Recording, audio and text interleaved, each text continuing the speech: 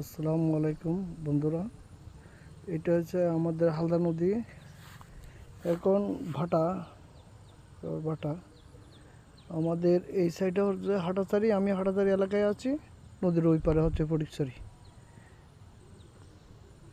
এখন বিকালবেলা হালদা নদীর দুই পারে দেখেন শুধু গাছ আর গাছ। এটা এই নদীটা একেবারে কর্ণফুলী নদীর সাথে অ্যাড হয়েছে। এখন আপনাদের এত ভালো লাগবে না, কারণ যখন ওই বৃষ্টির পানিতে থই থই অবস্থা দেখেন। এখনও বর্তমানে পানি আছে, এখন ভাটা তো সে কারণে নদীর দুই পারেই